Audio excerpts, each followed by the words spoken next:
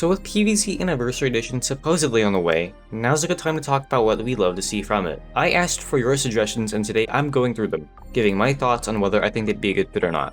If you don't know what the Anniversary Edition or PvZ Reloaded is, I covered it in one of my previous videos. There's a card in the top right you can click on to check that out. Anyways, let's get into it. The most popular and unsurprising request is new levels. I'll be honest, changing how the game ends might come across the wrong way. I mean, it is an anniversary. It should be celebrating what was done, not adding a bunch of stuff that wasn't. I get why people want more content, but honestly, PvZ is already in a pretty solid state. At most, they could tweak the second playthrough adventure mode to make it more challenging, but I'd rather they leave the original run untouched. Another big request I've seen is adding in the unused minigames from the Limbo page.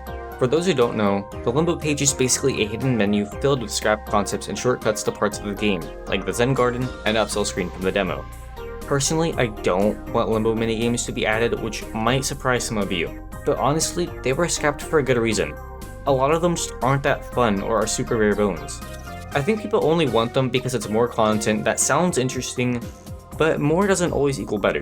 That said, if PopCap wants to rework or polish some of them into something fresh, I wouldn't be against that. Speaking of minigames, a lot of people want the console and DS exclusive ones added in, like Heavy Weapon and Air Raid. This is a no-brainer inclusion, especially since Heavy Weapon is a reference to Peak. That said, some of these might be tricky to translate to controller or mouse, since the DS versions were made for its touchscreen and the microphone, but overall a great suggestion. Online versus mode is an extremely popular request. If you've played the console or DS versions, you might remember versus mode, a 1v1 setup where one player controls a plant and the other controls the zombies. The catch being it's local only. You need a second controller and someone actually with you to play. The DS version did have download play, which was cool, but well, someone still had to bring their DS around. I miss that era so much. I've never gotten to play versus mode because I'm the only gamer in my family, so an online version would be incredible. There's next to no replay value once you complete all the locked content from beating adventure mode. Plus, it would just be really fun. Leaderboards, tournaments, maybe even crossplay. Some fans want the ability to switch between different art styles like the original PC version, the DS pixel art, and even PvZ 2 style. Personally, I don't really get the appeal of PvZ 2's visuals here. That's a different game with its own identity. I think anything PvZ 1 should keep the original's look, and if they started blending the two, it would be confusing for anyone that isn't extremely up to date with PvZ like us, and it would be terrible marketing for EA to release games that can be mistaken for each other. That said, the idea of including the DS sprites is really cool. The DS port has its own unique style due to everything having to be downscaled to accommodate for the DS's poor power. A lot of us want high-res, more detailed art, which makes sense since the original game is stuck at 4x3 in a small window, but I'm also skeptical about how PopCap would handle it. We do know that Rich Warner, who was the original artist of PvZ 1, is not involved.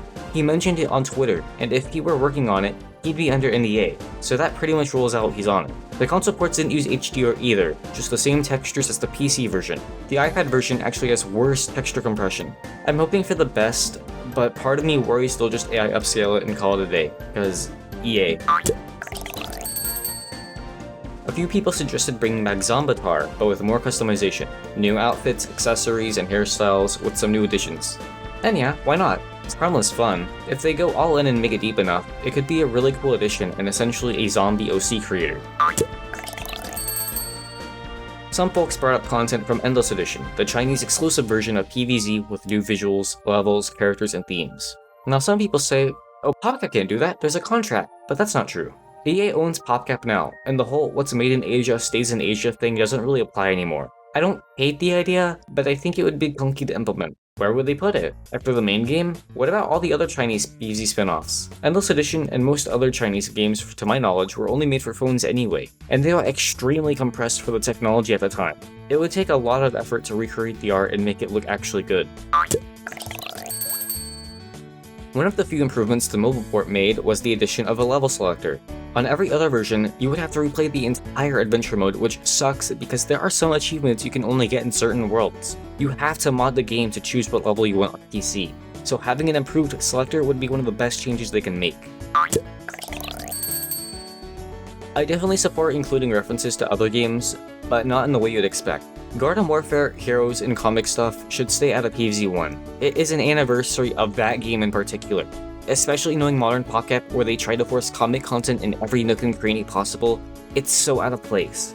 The only thing I would accept is small references to PvZ 2. It is the next game that canonically takes place 4 years after. What I would want are references to Insaniquarium, which is basically the older sibling to PvZ. Stinky the Snail actually originated from that game, and PvZ as a whole started out as an idea for Insaniquarium too. Seeing some tribute to what technically started everything is incredibly deserved in my opinion. Maybe include a nod to Octogeddon, which was made by some of the original PvZ devs like George Fan and Rich Warren. That just about wraps all the quests I've seen so far. If there's anything I missed, feel free to drop it in the comments. Who knows, maybe I'll make a sequel. Thanks for watching.